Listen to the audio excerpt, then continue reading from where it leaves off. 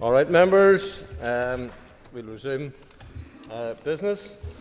We have questions to the Minister of Finance. I call Stephen Dunn. Thank you. Question 1, Mr. Speaker. Minister. The Back in Business Rate Support Scheme was reintroduced last year, part of my department's efforts to encourage businesses' ratepayers to occupy long-term vacant retail premises. The scheme provides a 50% rate reduction for up to 2 years once a retail premises which has been operating for more than 12 months becomes occupied. This provides a vital support with operating costs during the challenging early stages of setting up. Our high streets and shops are vital in supporting the local economy and employment. For many, they are essential for not only their daily supplies, but also to meet and socialise with others and are at the heart of our local communities. The Back in Business Scheme aims to help businesses establish or expand into previously vacant premises, breathing new life into these sites and revitalising our town centres. Since its introduction in April 2024, 79 businesses across all 11 district councils have benefited from a 50% reduction in their business rates through the scheme, amounting to almost £500,000 in support. Mr. Dunn. Thank you, Mr. Speaker, and thank the Minister for his answer. Local businesses here in Northern Ireland are facing some of the highest rates in the UK, combined with rising energy and labour costs, are putting significant pressure on their ability to survive and grow. And given the urgency of the situation, how do you plan, Minister, to ensure that your proposed rates reforms provide both meaningful and immediate relief to businesses, including those on the high streets, rather than waiting until the end of the 27-28 rating year for a full review, which for some will be simply too little, too late under your watch? The member will hopefully be aware of the statement I made to the Chamber, I think it was this day last week, in relation to how I see business rate support moving forward in the future. And I have brought that proposal forward on a cost-neutral basis, conscious that the executive budget continues to face considerable constrainment. So I have brought forward proposals that we could use other areas of where I'm talking about reducing benefits to those who can most afford to pay, and using those savings to help our small and medium businesses. So I think we could probably raise around £6.8 million from my original proposals. I would like to see a significant proportion of that move towards supporting our small and medium businesses. McGuigan. Minister, you said about the introduction of the Back in Business Scheme and came in 2024. Can I ask if there are plans to reintroduce it next year? And over and above your answer in terms of your proposals, can I ask what is currently being done within the current rating system to help and support business in our high street? Yes, businesses within our high streets and moving to the Back to Business Scheme requires legislation. Officials are already preparing legislation to continue that programme and continue that support for our businesses. We do use the Small Business Rates Relief Scheme. It's quite an effective support mechanism to our local businesses, and has been seen and said in the original answer, there is considerable support being delivered to our business sector through that. I want to enhance that and increase it, and I want to do it within the spending envelope we currently have. Because there's no point in me as Finance Minister saying to other ministers, you need to look at what you have to be able to move forward. I want to be able to use this as an example of how we can use the spending envelope we have, redirect it in a certain way, and support our small and medium businesses. McGrath.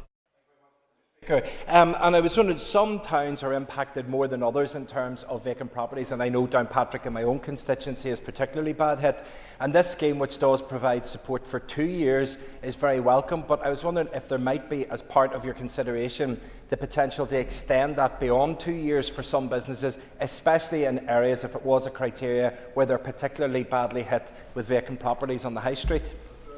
I think at this stage, the scheme as is currently mapped out for the 2 years is as best what we can deliver at this stage. However, once a business moves off this programme, they will then fall into the Small Business Rates Relief Scheme, which will also offer rates relief to the business if it falls within that category. And as I've said to the previous speakers, I want to broaden that criteria and support more businesses through the Small Business Rates Relief Scheme.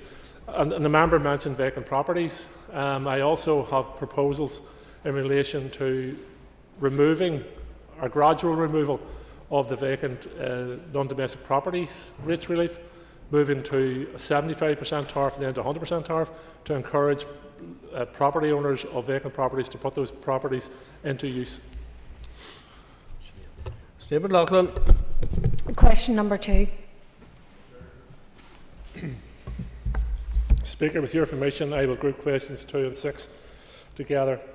In my statement to the Assembly last Tuesday, I outlined my plan to accelerate the strategic review of rates to secure positive and progressive changes to the business rates system.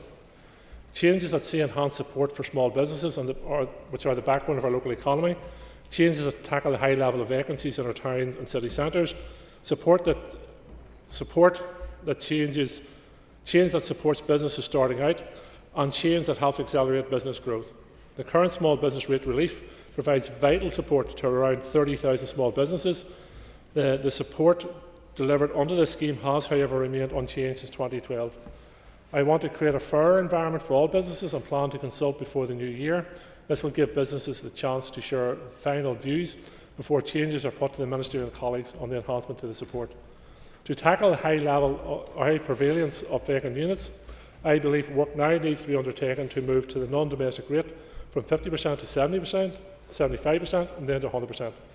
Given the Executive's programme for government commitments on housing and regeneration and the work on preventing dilapidation, I think there is a unique window of opportunity to maximise the impact of this change working actively across departmental level. This is, however, a significant change that connects to many strands of policy across departments. Therefore, executive agreement will be required before the change can be implemented. I have instructed my officials to take forward the policy work required to secure executive agreement. Mr. Loughlin. Thank you, Minister, for your answer. Minister, we appreciate what you want to do. We appreciate what your predecessor wanted to do. But business owners are literally hanging on by their fingernails and they really need support now. With 4 executive ministers, you can push this right on to the agenda and get this moving as soon as possible. When will you do it? Politics is the art of the possible, and I think it's better for me to try and attain consensus around the executive table to get agreement to a policy rather than simply driving a policy. In this instance, there is instances where I will use the 3-minister rule, and it is appropriate to use the 3-minister rule, but I don't think we're at that stage yet. We have to engage at political level, at ministerial level, and I want to seek consensus on this issue and therefore get agreement. It might be a useful headline for the member to say, do this, do that, or do the other, but look where it will bring you. Will it bring agreement? Will it bring agreement? And my strong view is that it will not bring agreement at this stage. My strategy is to seek agreement and consensus around the executive table. And thank the Minister for his answer. And Minister, traders and businesses in towns like Dungannon will warmly welcome any support that's going into regeneration. Can you outline for us how your oral statement, how that can contribute towards regeneration? As I've said, it progress enhanced support for small businesses, bring forward an increase in liability for vacant commercial units, develop a policy to help businesses expand or renovate their businesses. And I think that in itself is a very important policy, because many businesses do want to expand on their current site, but they are concerned that if they do expand, they will immediately have a rates hike to their bill. I'm proposing that we give them a holiday in relation to that rates hike, which will allow them to bed the new premises in, that expansion, absorb the construction costs, etc. That will benefit that business. I also think this proposal will benefit the construction business in terms of further renovations to properties out there and stimulate the construction industry as well. So I think it's a win-win for everyone, and I want to see it move forward as quickly as possible. Andrew McMurray. Possible, the attainable is the next part of that quote. Is the Minister confident that it is attainable within the consultation period that he has to them? And also he referenced the 75% to 100%. If a bit of clarity on that again. I'm out and across South Down, everywhere from Warrenpoint Chamber of Commerce to Newcastle Chamber of Commerce to Kilkeel Chamber of Commerce. It's the rates that are really prohibiting the bustling high street in Northern Ireland. Thank you. Minister. It's understandable that there is a focus on rates, as it is our only major tax gathering power in the executive, and therefore it's probably understandable that there is a focus on what businesses or homeowners pay for rates.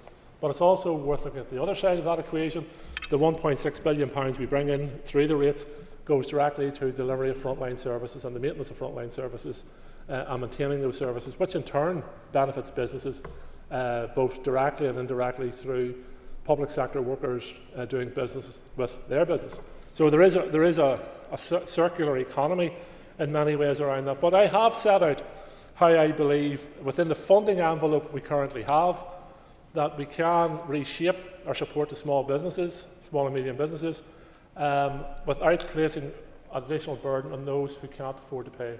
It's about fairness and equitability around the entire issue. So, yes, pressures are there.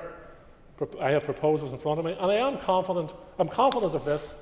All the executive parties want to support our small and medium businesses. I've no doubt about that. There may be a slight disagreement as to how we do that and why we do it, but I have to engage with my executive colleagues to seek agreement on that. And I believe if everybody approaches it with an open mind and the objective of supporting our small and medium businesses, then we will achieve consensus. Mr McHugh. Concordo Cash 3. On the 20th of October, I launched a new pilot recruitment initiative for administrative officers in the North West. This pilot marks a shift away from the traditional annual recruitment campaigns towards a more agile and dynamic approach. The response has been very encouraging. Over 4,500 individuals expressed an interest in the pilot competition. Following this, applicants were invited to complete a self-assessment of their skills and experience. From that process, 1,420 of the highest scoring candidates were invited to submit an application. Just over 950 completed applications have been received. These candidates have been invited to attend one of 2 recruitment days taking place this Wednesday and Thursday in Derry. Due to the unprecedented demand, my department will be inviting further candidates to submit an application to attend a 3rd recruitment event in the North West. Planning arrangements for this are underway, and the next group of candidates will soon receive further details regarding their participation. At these events, applicants will have the chance to explore available vacancies, speak directly with departmental representatives, and complete interviews on the day. Importantly, outcomes will be communicated within days, making this a faster and more candidate-friendly process. Mr McHugh. Minister, could you outline for us just what criteria was actually used when people had expressed an interest in jobs in the civil service, and that the criteria was used in terms of selecting those for interview? Sure. Candidates who expressed an interest in the Civil Service Administration Officers North West post were requested to submit an expression of interest to assess whether applicants met the minimum eligibility criteria, including age, right to work and pre-agreed preferred experience requirements for the role. This involved a self-assessment which asked candidates to rate their level of experience against a set of predefined administrative and organisational criteria that are relevant to AO duties. Each criterion carried a predetermined weighting reflecting its importance to the role. The candidate's total score was calculated by combining these responses across all 7 criteria and meeting the minimum eligibility criteria. As outlined in my main answer, due to the unprecedented demand, my department is currently planning a 3rd recruitment event. Mark Durkin. Thanks, Mr Speaker. Minister, just to welcome it was welcomed or heralded as good news that when we have over 900 vacancies in the civil service in the North West, that we were going to recruit 200 AOs. But feedback that I've been receiving from many applicants shows that they're frustrated at what they perceive as a lack of fairness and transparency in the process. Can the Minister please explain why people have been told that they didn't meet the threshold, i.e. experience, despite having worked in the role as an agency worker for years? And can he give us an assurance that this ineligibility wasn't down to other factors such as age or ability? Well, it certainly isn't down to age, which that would be discriminatory under employment legislation.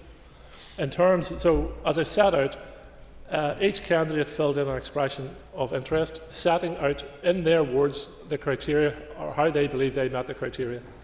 That criteria was assessed. If they met the minimum standard and they fell within the highest scoring 900, then they were invited for interview.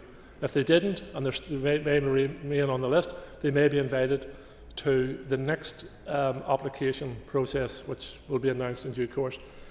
All recruitment exercises have to be carried out in regard to, with due regard to, employment legislation and equality legislation. So, no, if the member has evidence that someone has been... Sorry, do you want to answer the question as well? Sorry. So I was just checking to see if the member wanted to answer the question as well as I asked. So it is, he's seeking assurance, so perhaps if he listened, he might have assurance, or maybe he won't, but that's up to him to decide. I'm satisfied that I have not been presented with any evidence that would suggest to me that the system that we are currently operating is anything other than fair and equitable. If the member has substantive evidence, please share it with me. Right. For Mr. Speaker.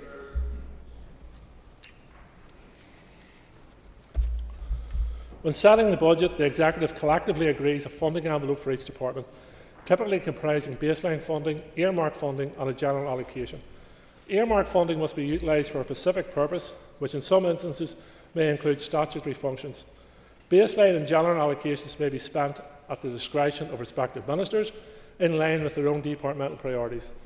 Each minister is responsible for ensuring that the department's statutory obligations are fulfilled within the funding envelope agreed by their department by the Executive. It is important to note that there is often a degree of flexibility and scalability within statutory functions, and it is for each department to determine the suitable level. Similarly, departments should also consider whether improved outcomes could be delivered through legislative changes. In this context, it is not appropriate to put a percentage on the level of discretionary spend in a department. Mr. Fruit. Thank you, Mr. Speaker, and I thank the Minister for his question. But his question contained everything but the terminology around discretionary spend, which our ministers are increasingly using daily. So, can I ask the Minister then, when he's deciding a budget or considering a budget, does he take discretionary spend into consideration before he would allocate that funding? I think it's important to clarify, I do not decide a budget, and as much as perhaps I would like to on some days. I make recommendations to the Executive. I bring a draft budget to the Executive. The Executive either agrees or disagrees with the draft budget, but let's say they agree. That draft budget goes out to consultation. I then bring the consultation report back to the Executive, seek agreement on a final budget. The Executive agrees it. It's brought to this House. And Mr. Frew, I know Mr. Frew knows this process very, very well. This House passes the Budget Act. I am bound by the Budget Act, as is every Minister of the Executive bound by the Budget Act. So in terms of discretionary spend, I cannot micromanage every Minister's department. Ministers have in relation to statutory spend. It is up for each Minister to decide as to whether the level of expenditure they are giving to statutory spend will cover their statutory obligations. If they feel they cannot cover their statutory obligations, then they have to review that, in my opinion, or they perhaps have to make legislative changes to the statutory provision. And so ultimately, and that should be done through the scope, in my opinion, as to whether any statutory changes will improve services rather than reduce services. Ferguson. Difference between baseline, earmark and discretionary. Do you consider pay to be a discretionary cost?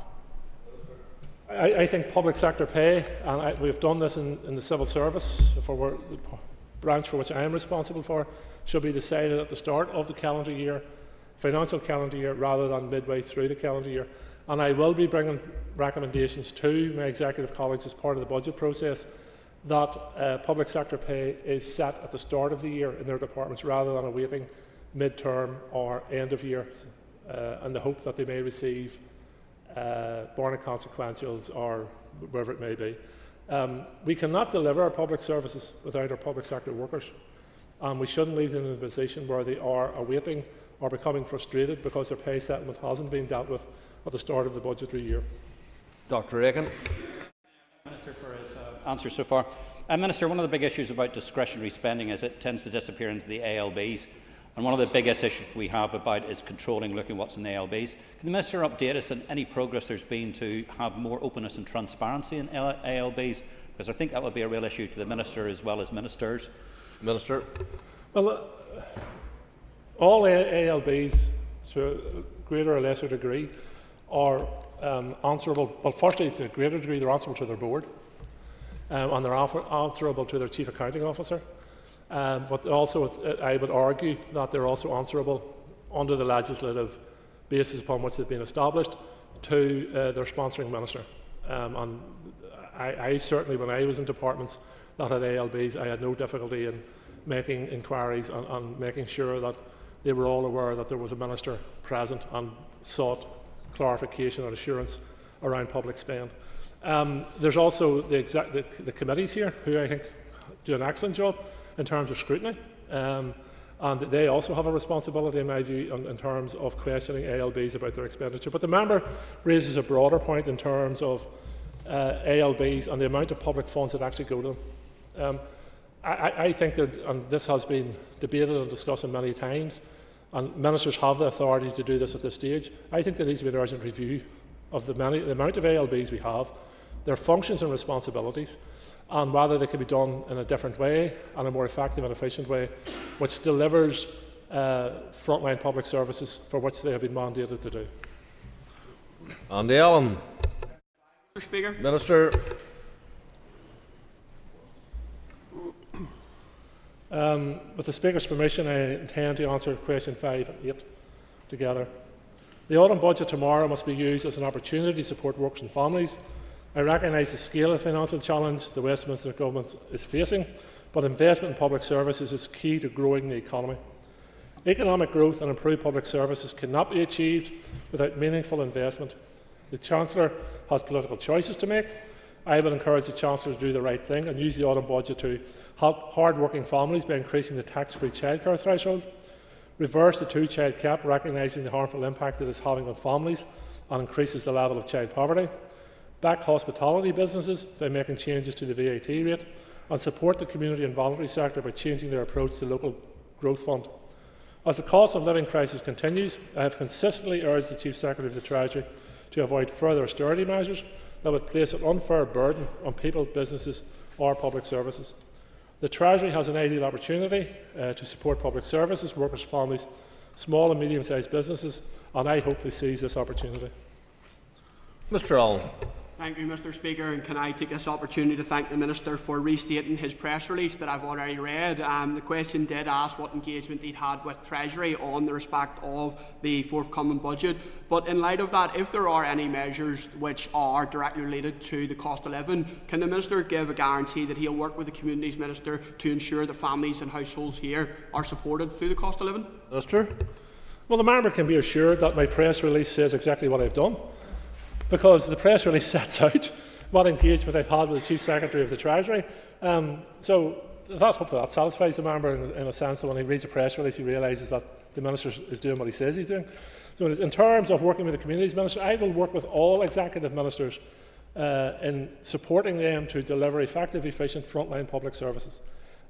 What decisions individual ministers make in terms of their departments are decisions by and large for the individual minister within the funding envelope they have. When ministers make decisions or choices to fund project A or B, they have to be conscious that if they fund project A or B, they're not funding project C or D. So each time a minister makes an announcement about a project, it would be useful and worthwhile, I think, for people to also ask the question, say, well, if you're funding that, what are you not funding? And that's not to criticise the minister, open the minister up to ridicule. The reality is, when you make a choice, there's two sides to that choice. Thanks very much, and thank you, Minister. And you're right, there is a political choice tomorrow for the British Government to protect workers and families. And to that end, could you outline the specifics of what other issues you've raised with the Chief Secretary to the Treasury? Thank you. I, along with finance ministers from Wales and Scotland, attended the FISC meeting in October, and we had a wide-ranging discussions around the budget and how Westminster interacts with the devolved institutions, and how sometimes, quite often it has to be said, that decisions are made in Westminster that have no true reflection on the reality of life for people here and how we run public services here. And 2 examples of that in terms of the national insurance hikes, which had a significant detrimental impact on government departments here and elsewhere, and also in relation to, if you look at the family farming inheritance tax issue. Another decision made in Westminster, which has significant impacts here, more so than it has perhaps in other places. But as I've said, I have asked them to directly in relation to tax-free childcare. I think this is an important issue in supporting hard-working families out there to help meet the costs of childcare. The 2-child benefit cap, again, this issue has been raised time and time again. As one issue, if the government was to deal with, they could lift millions of children, across these islands, out of child poverty. Why would you not make that decision? Is my view on that. Yeah. And again, another specific issue here is the local growth fund. A decision in England and Wales is to have the local growth fund in relation to regenerating town centres and villages. Worthy in itself, I have no difficulty with that. But how we supported the previous SPF was through different schemes, largely resource, which mainly and strategically helped people furthest away from the workplace back into work. And I would like to see the Treasury and the government recognise that and give us the tools to do that. Yeah, and Forsyth. Thank you, Mr. Speaker, and I thank the Minister for his answers so far. Minister, with so many things going on side by side, it's important that we get clear, accurate numbers out to the public. And I just want to ask you, so Finance Committee, we've got our latest outturn figures in our papers, reference to December monitoring round, obviously the budget tomorrow, and then subsequent Barnett consequentials. When do you think that you will be in a position to outline what exactly this means for us here in Northern Ireland and be able to present that to the House? Minister. Well, obviously I have to wait on the announcements tomorrow. There may be Barnett consequences as a result of any announcements made tomorrow, though I'm not expecting a significant amount for Barnett consequences tomorrow, but I do have to wait for the outcome of that. Once that is announced and I have the information directly from the Treasury, it puts me in a position, and I also require information back from our own departments as well. It puts me in a position to present the Executive with a monitoring round paper, and I want to do that as quickly as possible. That will be a separate paper from the budget paper, but both obviously are aligned and should be cognizant of each other.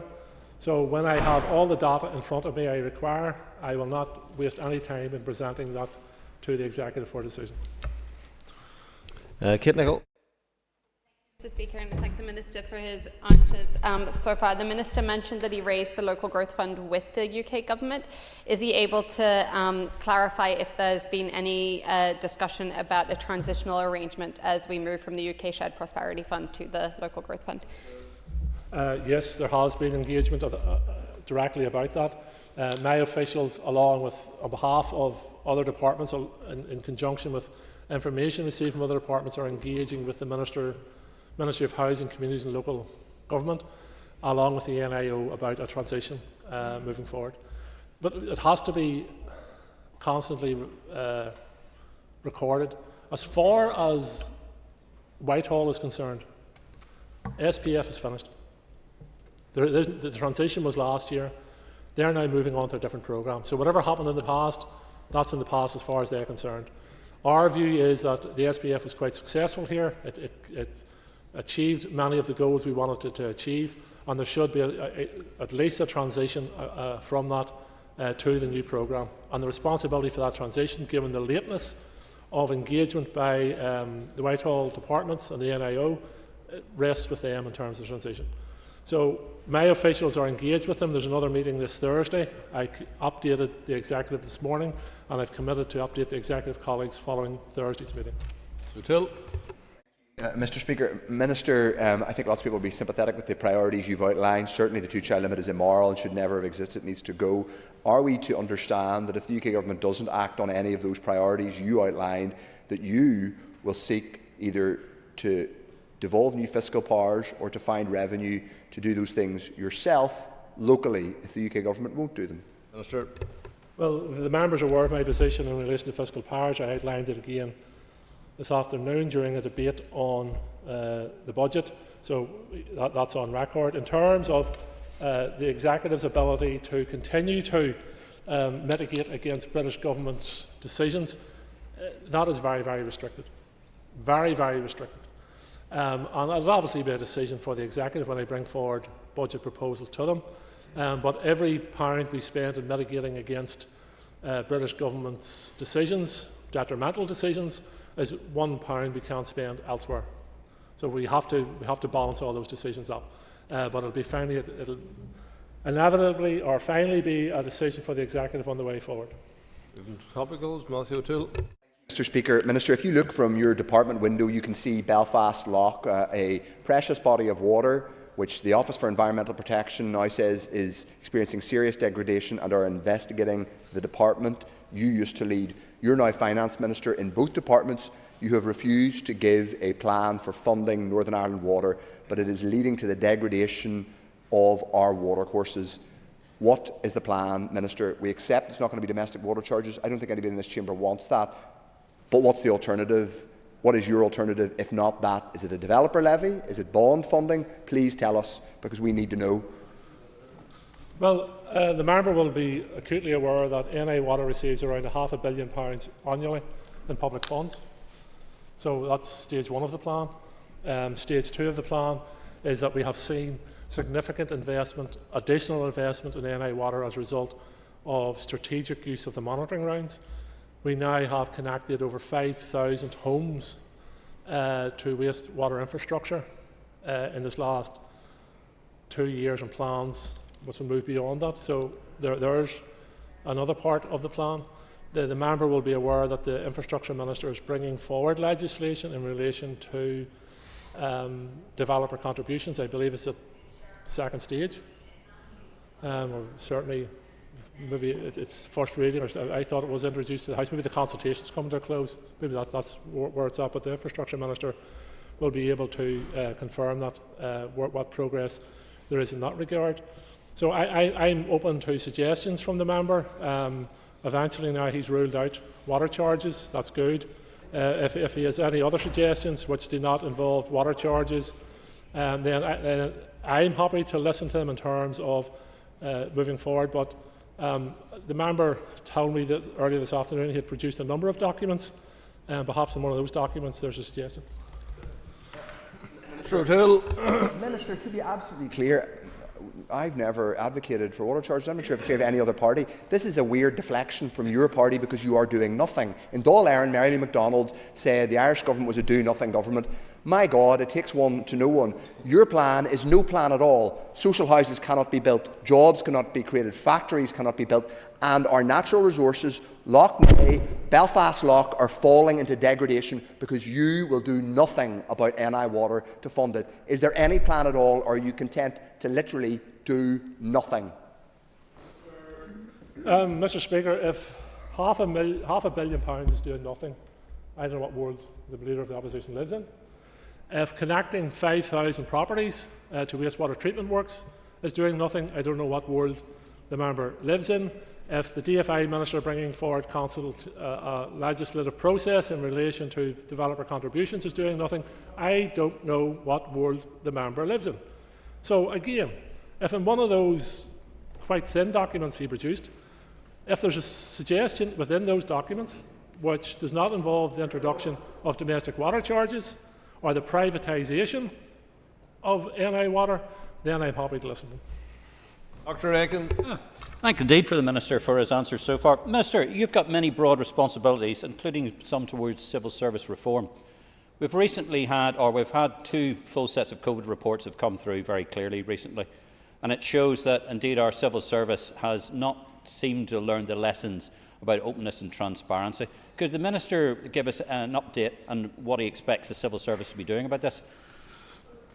Well, there has been a number of, and the most latest obviously the krni report, which deserves to be studied very closely, and recommendations within it studied very closely, and any of those that relate to the role of the civil service, I'd play my role within that. And there's clearly lessons for us all to be learned from the COVID experience, and I'm committed to working with others to ensure those lessons are learned. Reagan. Indeed. Minister, I know it's not your particular responsibility, but because you're looking at civil service reform, I've been waiting for well over a month now for a response from the Senior Civil Service about how they do their criteria for bonus payments, and indeed how they look at whether they look at measures of effectiveness in terms of reference. Could the Minister inform me if there is any indication that, because it's a part of his department, that we're progressing at pace towards this, or are we just staying, sort of allowing the civil service to set the agenda? Well, I'm not aware of any bonus scheme for senior civil servants. I think that came to an end a number of years ago. But look, the civil service is easy to take pot shots at, and they do make mistakes, and there is errors, and there is lessons to be learned, and there's learning, and there's skill sets to be reviewed, and all those sorts of things. But at the end of the day, 99.9% of the time, civil servants are out there delivering public services, engaging with ministers and committees, and trying to do their best to improve the lives of all the people we serve.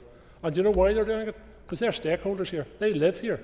They use the services. Their children use the services. Their parents and grandparents use the services.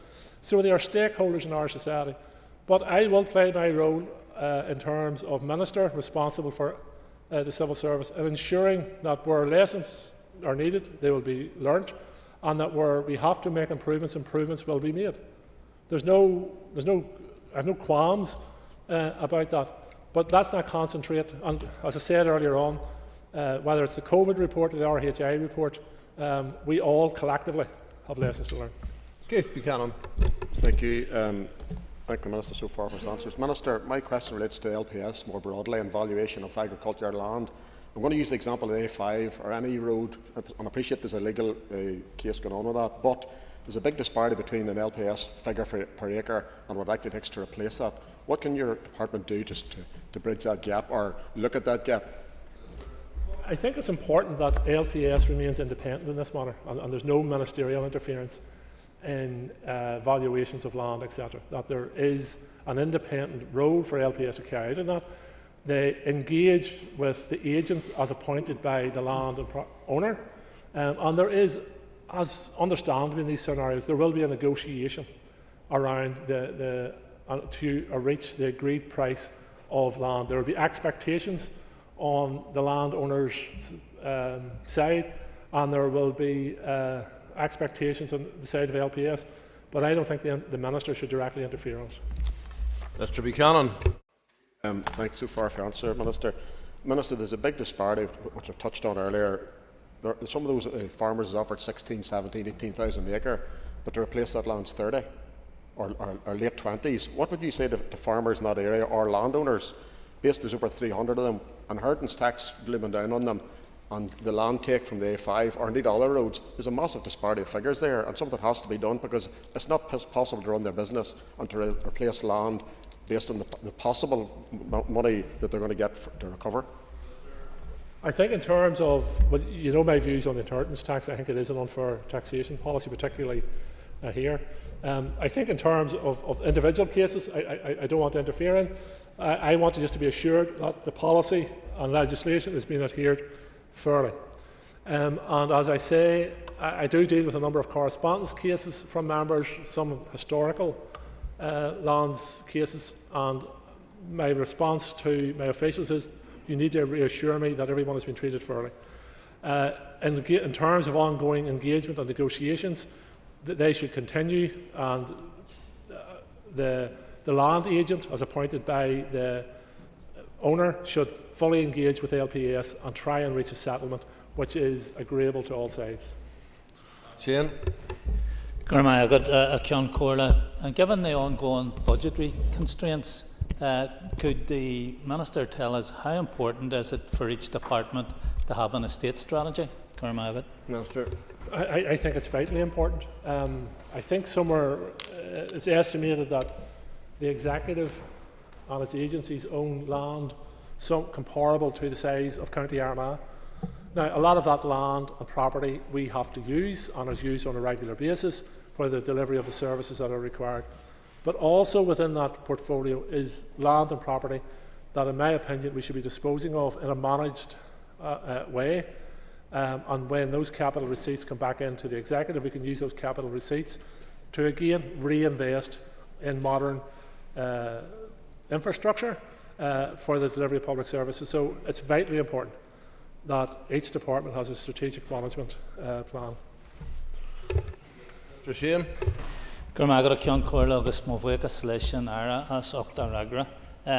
What steps, could I ask the Minister, what steps has his department taken to progress community asset transfers in terms of underused or unused buildings that are in public ownership?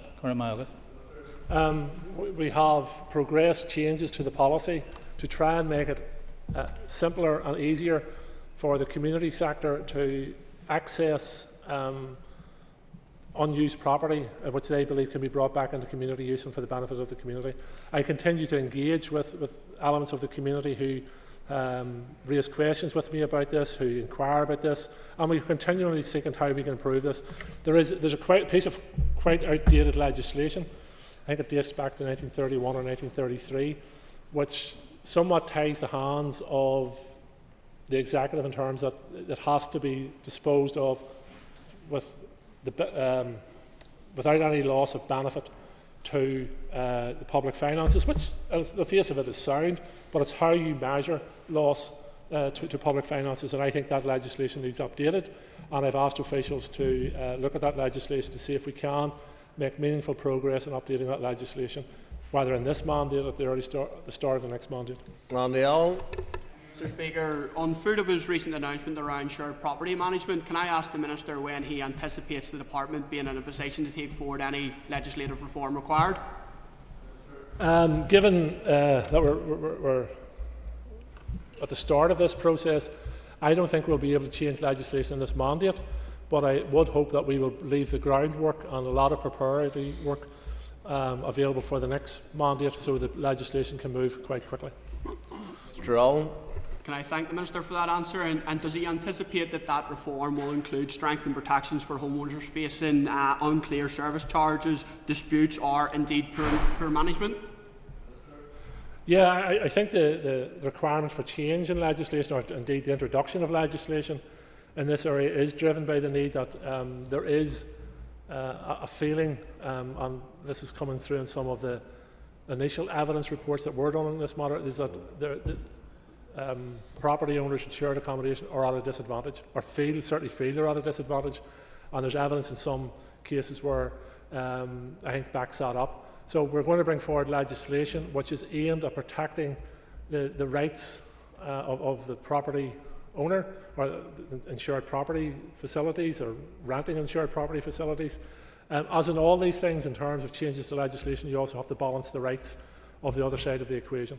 So, and again, this legislation will be open to inquiry and debate in this chamber and elsewhere, and we want to bring forward a piece of legislation that is workable but particularly protects the rights of those people who feel they've been disadvantaged thus far.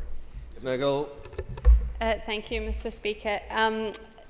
One thing everyone in this House agrees about is the need for childcare to be treated as economic and social infrastructure.